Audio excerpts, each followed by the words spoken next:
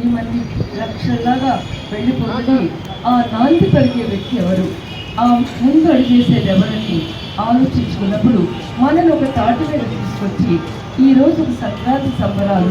నిజంగా సంక్రాంతికి మన ఎంత అనుబంధం అంటే కేవలం సూర్యుడు రాశి మారటమే కాదు, రాశి ఫలితాలు మారటమే కాదు, ఒక సంక్రాంతికి ఏదో ఒక లోహము, ఆ లోహంగా ఒక దేవత, అది దేవతగా మారటం కాదు.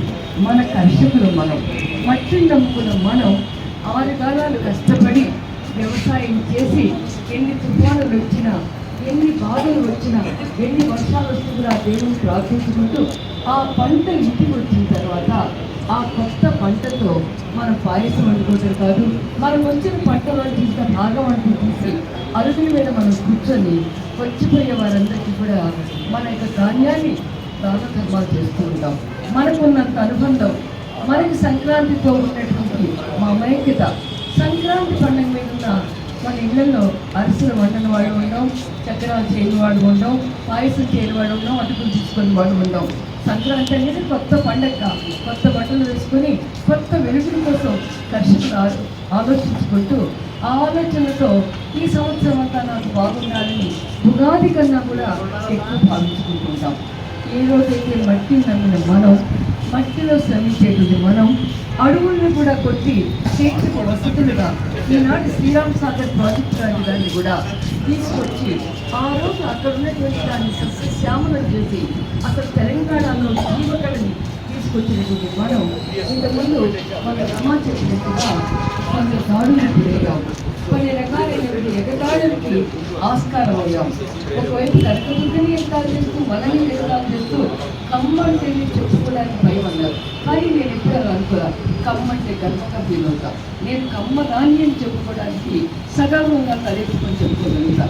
కమ్మ కులంలో పుట్టామంటే శ్రమకి, శ్రమ సౌందర్యాన్ని, శ్రమలో ఉన్నటువంటి గొప్పతనాన్ని, సంస్కృతిని, తర్వాత ఒక రకమైనటువంటి వివక్షలకి వ్యతిరేకంగా పోరాడుతూ ఒక హరిజన ఉద్యమం తీసుకొచ్చింది మనం కాదా?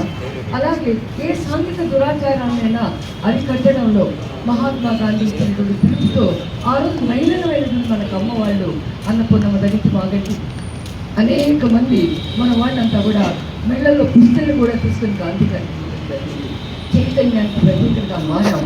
కులాలను వ్యతిరేకించాం, కానీ కులాలను వ్యతిరేకించి మన పేరు పక్కన చౌదరిని తీసేసుకుంటూ కూడా, నాయుడుని తీసేసుకుంటూ కూడా ఎదిగిన మనని కులాన్ని బానిసనం అంటూ మనం విమర్శిస్తున్న సమయంలో కోరుకోలే. నిజంగా నాకు చేతనైనంత దానిలో ఎప్పుడైనా ఎక్కడైనా విమర్శ వస్తే గట్టిగా నాకు చేతనైన పోరాడుతూనే వస్తున్నాను. ఒకరితో ఆగేది కాదు ఉద్యమం. ఈ రోజున మన ఉనికిని చాటుకుందాం. మనలో ఉన్నటువంటి గొప్పని ఈరోజు ప్రపంచంలో ఉన్నటువంటి సంపదలో అత్యంత భాగాన్ని మనం కలిగి ఉన్నాం. ఎట్ ద సేమ్ టైం ఇన్ఈక్వాలిటీస్లో కూడా మనం ఎకరం లోపు 2 ఎకరాల లోపలే మనం మడినంతా కూడా ఉండి చాలామంది పేదవాడి కమ్మకులంలో చిన్న చిన్న ఉద్యోగాల్లో కూడా ఉంటూ ఒక రకంగా పేదరికంలో జీవన ప్రమాణ అట్టడుగు స్థాయిలో ఇంకా వ్యవసాయ కూలీలుగా కూడా కొంతమంది మనం ప్రశ్నిస్తూనే ఉన్నాం. అలాంటి మనని ఈరోజు ఎవరైనా విమర్శిస్తూ ఉంటే, ఈరోజు ఒక తెలంగాణని పరిపాలించినటువంటి వ్యక్తులుగా ఒక సమయంలో రమగారికి బాగా తెలుసు అనుకుంటా, గాంధీ భవన్ నుంచి కల్పన రెడ్డి గారిని నలుగురిని మమ్మల్ని బహిష్కరించారు. ఎందుకంటే తెలంగాణ వచ్చేసింది, ఈ కమ్మ వాళ్ళకి అక్కడ స్థానం అన్నారు. ఈరోజు ఇదే వేదిక మీద నుంచి ప్రతిసారి నేను చెప్తున్నా, తెలంగాణని పరిపాలించింది ఎవరు, ఢిల్లీని పరిపాలించింది ఎవరు? తెలంగాణలో ఒక మహిళ కూడా కరీంనగర్లో ఉన్నటువంటి ఒక రాజ్యాన్ని పరిపాలించింది. ఇక అంతేకాకుండా ఒక ఓరుగల్లు వెళ్ళిపోతూ ఉంటే ఆ ఓరుగల్లు కూడా ఇది మళ్ళా ఓరుగల్లుని సుల్తాన్పూర్ నుంచి మార్చి అందరికీ కూడా మళ్ళా వరంగల్ యొక్క సార్వభౌమత్వాన్ని అందించగలిగినటువంటి జాతి ఇది. ఒకవైపు చదువులో కానివ్వండి, సంస్కృతిలో కానివ్వండి, శాస్త్రంలో కానివ్వండి, ఇలా ఏ రంగంలోనైనా నేను చెప్పాల్సిన అవసరం లేదు. ఇక్కడ ఎంతోమంది మేధావులు ఉన్నారు, ఎంతోమంది ఆలోచన పనులు ఉన్నారు. ఎక్కడైనా అన్యాయం జరిగితే ప్రతిఘటించారు. ఒక రకంగా ఏ రకమైన ఉద్యమం వస్తే కూడా మన్నించవచ్చు. స్వాతంత్ర సమరం దగ్గర నుంచి ఈ రోజు వరకు కూడా సాంఘిక వైతాళికంగా కూడా మారిన మనని ప్రతి ఒక్కరు విమర్శిస్తూ ఉంటే మన కట్టునీరు పెట్టాల్సి వచ్చింది. ఈ రోజున ఇది రాజకీయ వేదిక కాదు. అయినప్పటికీ కూడా రాజకీయాలు ఇంతకుముందు రమ అన్నారు, ప్రభుత్వాన్ని కూడగొట్టాం, అధికారాన్ని మార్చేసాం, కొత్త నేతల్ని తీసుకొచ్చామని. ఎస్, అవసరమైతే భారత సార్వభౌమత్వాన్ని కూడా మనం తీసుకొచ్చే శక్తిలో ఉన్నాం. వెంకయ్యనాయుడు గారిని ఉపరాష్ట్రపతిగా మనం అందించలేదా? ఆచార్య రంగా గారిని దేశానికే గర్వించదగిన నాయకుడిగా మనం అందించలేదా? అలాంటి కాకతీయ వంశంలో పుట్టిన మనం, ఆ తర్వాత ముస్లింల వంశంగా ముందుకు పైకి వచ్చినటువంటి మనం అనేక రకంగా ప్రతి ఒక్క ఇంటి పేరు ఒక చరిత్ర సృష్టించింది. అలాంటి వాళ్ళ మనం ఈ రోజున మన అస్థిరత్వాన్ని కోల్పోయామని అనిపిస్తుంది.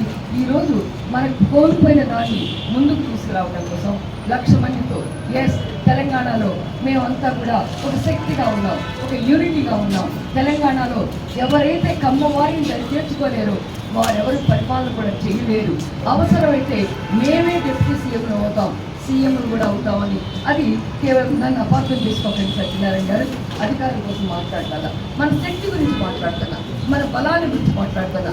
ఆ స్థాయికి పార్టీలకు అతీతంగా మనం మాట్లాడే స్టేజ్ వచ్చే రోజున మన యూనిటీని కొంతమంది అంటూ ఉంటారు, ఈ కమ్మ వాళ్ళంటే కాట్లాడుకుంటూ ఉంటారండి. ఎవరు ఎప్పుడు కాట్లాడుకోవాలా? అనేక ఉద్యమాలని మనం నడిపించిన రోజులు కూడా అందరూ వరుసలో వచ్చి పాల్గొనేటువంటి సంఘటనలు మన చరిత్రలో ఉన్నాయి.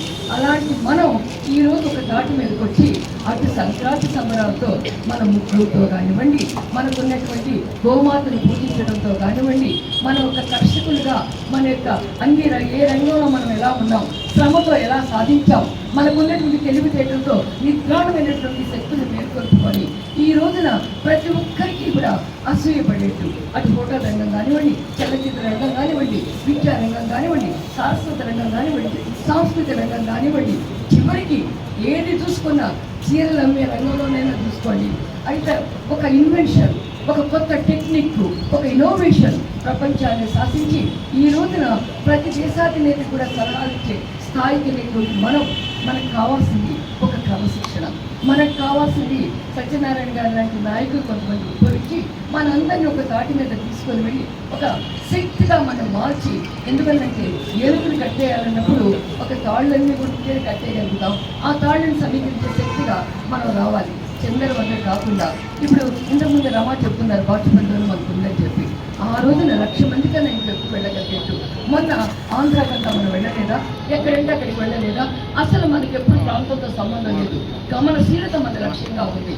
ఎక్కడ మంచి ఉంటే, ఎక్కడ నీరుంటే, ఎక్కడ మట్టి దొరికితే, ఎక్కడ ఇసుక నుంచి కూడా నూనె తీగలిగినటువంటి సంబంధంలో ఉన్న మనం, మంచికి పేరు కలిగినటువంటి మనం, మంచే కాదు శ్రమే కాదు అవసరమైతే త్యాగాలు కూడా చేయగలిగినట్టు కాకతీయ అకాడమీ కానివ్వండి, కాకతీయ సేవా సంఘాలు కానివ్వండి, ఇక ఇటు పోయినా కూడా.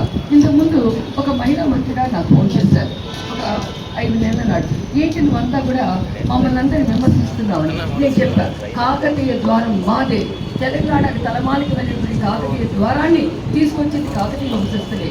వారెప్పుడు కూడా ఎవరితో పోరాటమే కాదు, వాళ్ళు గెలిచిన యుద్ధాన్ని కూడా చేయగలిగారు. అందరూ ఇక సామ్రాజ్యవాదులు కూడా మట్టికెళ్ళగలిగారు. ఇక తెలంగాణలో ఒక సంస్కృతి మూలం కాగలిగారు. అలాంటి మమ్మల్ని విమర్శించి ఎవరన్నా కాకతీయ ద్వారాన్ని తీసేయాలనే ప్రయత్నం జరిగితే మేము ప్రతిఘటిస్తామని కూడా చెప్తున్నాం.